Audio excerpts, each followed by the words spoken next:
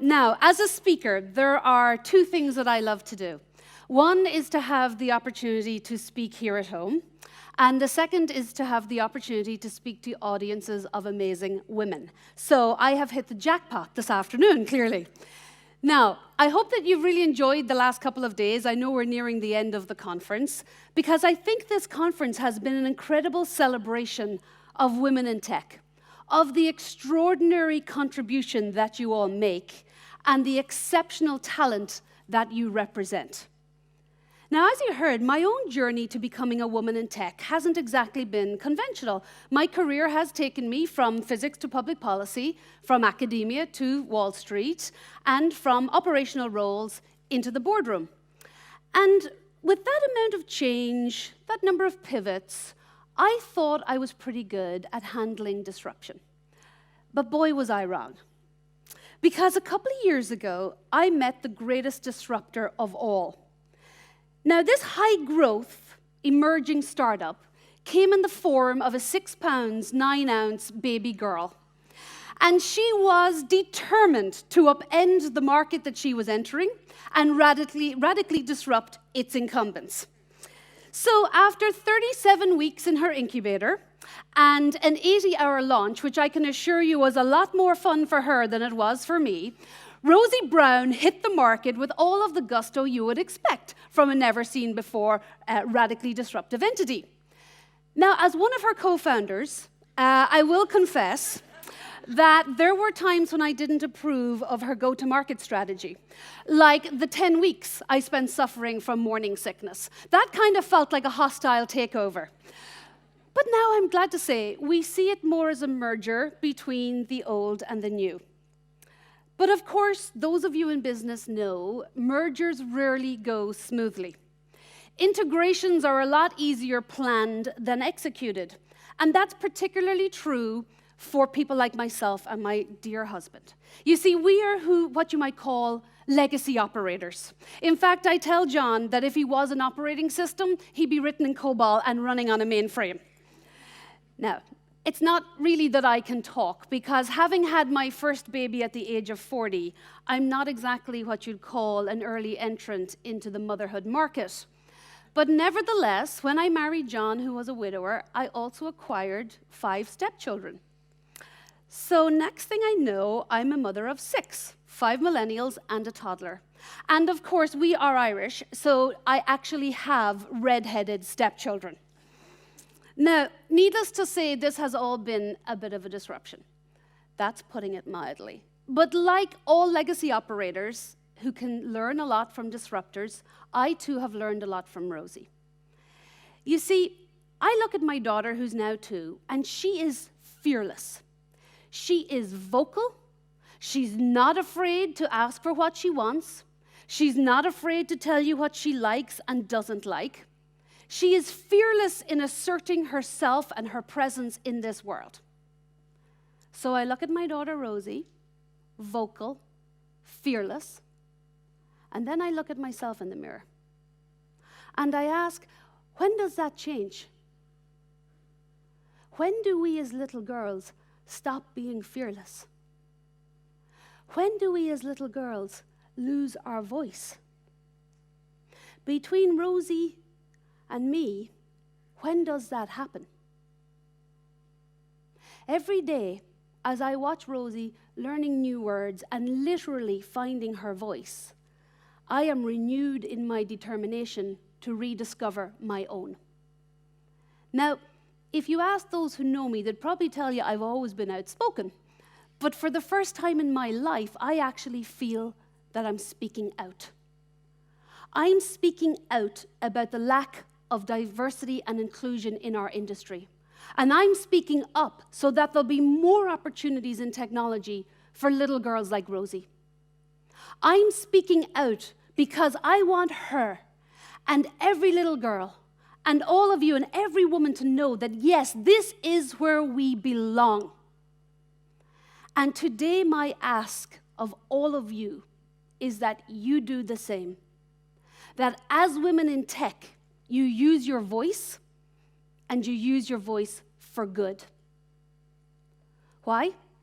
Because We work in an industry that is changing the world in unprecedented ways and at unprecedented speed. We work in an industry that has the power to build economies and save lives. We work in an industry that affects every business, every home, every person. Technology companies dictate everything, from how we work to how we live, from how we travel to how we shop, from how we get our news to how we share our news. We're not just developing tools. We are building the foundation upon which mankind will exist as a digital species. When there are no limits to what technology can do and no constraints on its reach, that is the ultimate in privilege and power. But it is a power too great for it to rest in the hands of a few when it impacts the lives of all. The stakes are simply too high for us as women to cede our role in the future of technology. The prospect of technology growing and evolving and having more influence without the input of women is frightening. We might as well put humanity on a plane that is flying on just one wing. However, by using our voices, we can change the trajectory of our industry. We can design the future so that it reflects the desires and meets the needs of every one of our fellow citizens. As women in tech, using our voice isn't a choice. It is a responsibility. And it's one thing for our voices not to be heard, but I will be damned if they're not going to be spoken. Now, having thought about this for a lot of years, it's very clear to me that for us to make our mark and to fulfill this responsibility, we have to invoke what I call the 6 A's.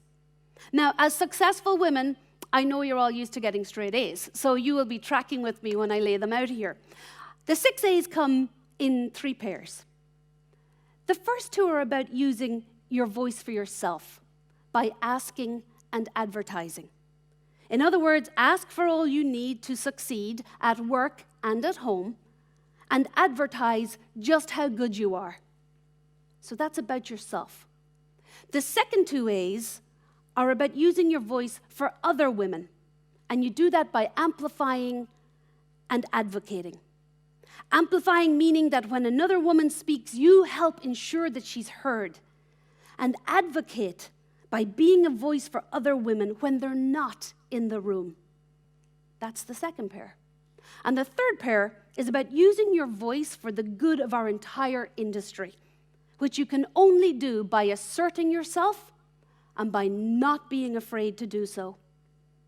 Asserting yourself means making your presence felt every day in a very positive, constructive way, and not being afraid to be the one who stands up and who speaks out. So let's take those pairs one at a time. Your success starts with speaking up for yourself by asking and advertising. It's a well-known fact that women aren't likely to ask for everything that we need to be successful at work or at home. Research shows that men enter into negotiations 4 times more often than we do. When they're asked for a metaphor to describe negotiation, they'll say, it's like winning a ball game, where women will describe it as going to the dentist. The seminal research in this area was done by a good friend of mine, Professor Linda Babcock at Carnegie Mellon University. And Linda actually studied my graduating class from CMU when we graduated with our masters, and she found that 8 times as many men negotiated their starting salaries after graduation than the women. And as a result, they ended up with offers on average 7% higher than ours. Now, if that's where you start, by not negotiating your starting offer, and you allow that to perpetuate throughout the course of your career by not negotiating promotions, not negotiating raises, over the course of your career and your lifetime, that compounds and adds up to be a pretty significant amount by the time you retire. We have to ask. And on to the second A. You can also be a voice for your own good by advertising. And that means just making it visible, the contribution and the value that you add. Over the years, I have encountered just way too many women who said, you know, if I just put my head down and I do a great job, my work and I will be duly rewarded. But that is just not how the world works. Have you ever had a situation where you have shared a great idea with a colleague only to hear it being repeated elsewhere without attribution? I can see a few hands going up, yes. Have you ever had a situation where you stayed late at work to work on a deck or a presentation for a really important meeting, but somehow you didn't end up being the one that got to present it? Who gets the credit matters. All of these little instances go into sort of this invisible bank account of who adds value in the organization. And whoever has the biggest deposit is the person who gets considered for the promotions and the raises. Use your voice for yourself by speaking up. Chime in during a Q&A to demonstrate your knowledge, and always be on the lookout for ways in which you can make your contribution more visible. Let me maybe share just a practical approach to that. Think about who are the influential people in your company? Whose radar screen do you need to be on? And then think about in what circumstances and in what contexts are you likely to intersect with those people? And then think about what are the exact ways in which you can make your value, you can make your contribution known in that context. Maybe you can volunteer for one of the graduate recruiting events and be the one to speak where a lot of the senior leaders show up. Maybe you can be the one to volunteer for a cross-company initiative and represent your group or your team on a visible initiative that you know the CEO really cares about. If you do not ask, and if you do not advertise, you will be treated like an artifact instead of the asset that you really are. So that's the first pair. Moving on to the second pair. Don't just do it for yourself. Do it for the woman sitting next to you today. When you go to work tomorrow, you can deploy the tactics that were used by the women in the Obama administration. When President Obama first took office, the women who worked for him found that they were often left out of important meetings. And after they'd elbowed their way in, they often found that their voices were ignored. So they devised their own approach to such meetings. Whenever a woman made a point, another woman repeated it, giving credit to its author, and denying the men the chance to claim it as their own. This is something you can all do as well. Rig the room in favor of one another. When one of your female colleagues makes a point, don't just let it sink. Pick it up, amplify it, add to her message, and give her credit. Don't say, oh, that's a great point there, Mary. Instead, say, I'd really like to build upon what Mary just said. That was a great remark. Or perhaps, Lisa, can I just ask you a follow-up question to that comment, because I think that's really relevant. That is a way in which you can amplify the voice of other women. But it's also a form of advocacy. But you can also be an advocate for women when they're not in the room. Let me share just a brief story. A few years ago, I was in one of those year-end reviews, where comp gets decided and promotions and all of this stuff. And my boss, who was a supportive guy, he inquired after this highly talented, well-known lady called Tina. And he said, guys, we've been watching Tina for the last 3 years. Why isn't she on the list for promotion? And Tina's boss, who's a good guy, said, well, Tina's just had her third baby and blah, blah, blah, blah, blah, blah. And you want to know what? After the words, third baby, nobody heard a single thing. My colleague, without any malintent, didn't realize that in framing his answer the way he did, he had sealed Tina's fate for another year. Now, Tina did eventually make it to MD a few years later, but on that day, at that time, unconscious bias held her back. So the next day, I made it my business to go and speak to my colleague, and I politely pointed out that the way in which he had worded his answer had been far more detrimental to Tina than he had intended. And to his credit, he was genuinely embarrassed. And he's become a vocal sponsor and advocate of women ever since. So those are the second two A's: amplify and advocate. And finally, let's just talk about our industry as a whole and how we can be a voice for its good by asserting ourselves and by not being afraid to do so. Despite being over half the world's population, women hold fewer than a quarter of the jobs in technology.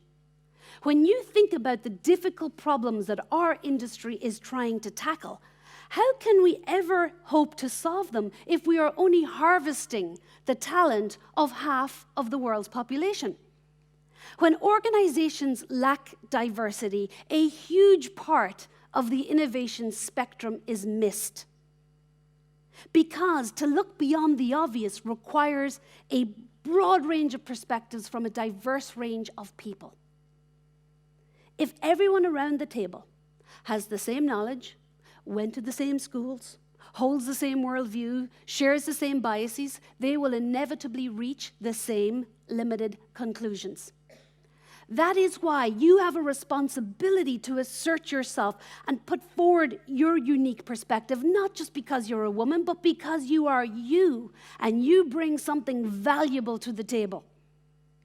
It's only with the input and the insights from everybody will our industry produce the best technology possible.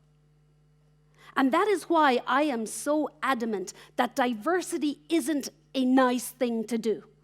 Diversity isn't even the right thing to do. Diversity is a fundamental business imperative, and our industry in particular depends on it. Now, some will argue, of course, well, come on, Anita, the numbers are trending in the right direction and, things are getting better. Well, to them I say, better is not good, and good is very far from equal. Unless we assert our presence, the technology industry will become an echo chamber, echoing only the voices of some and amplifying the absence of others. If we don't speak up, women's voices will go unreflected in everything that our industry builds. Our silence will literally get coded into the future. Now, just think about AI. Think about that message relative to AI. Gartner predicts that in the next few years, 85% of AI projects will produce erroneous results owing to biases in the data, the algorithms, or the teams producing them.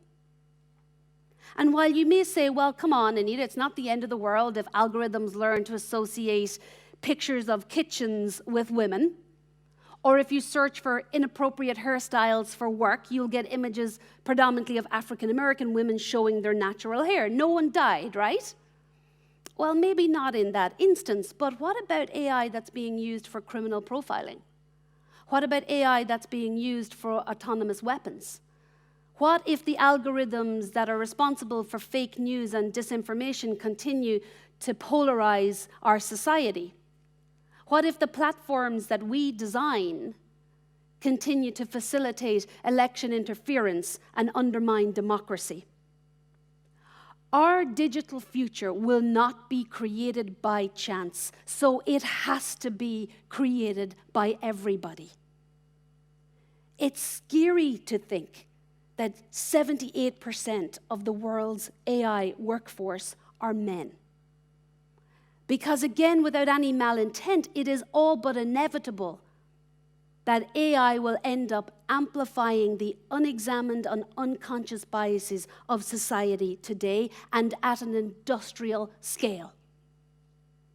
As women in tech, our mission is clear and our message is clearer. We will assert our presence and we will use our voice because we want technology to be shaped by all humans and not stunted by our humanity. And now on to the last A, which is a little bit of an overarching message. Do not let fear hold you back. Now maybe that's an obvious point, but it still needs to be said because every woman, regardless of how senior or successful she is, and I have met a lot of them, every woman has her own brand of fear and insecurity and imposter syndrome.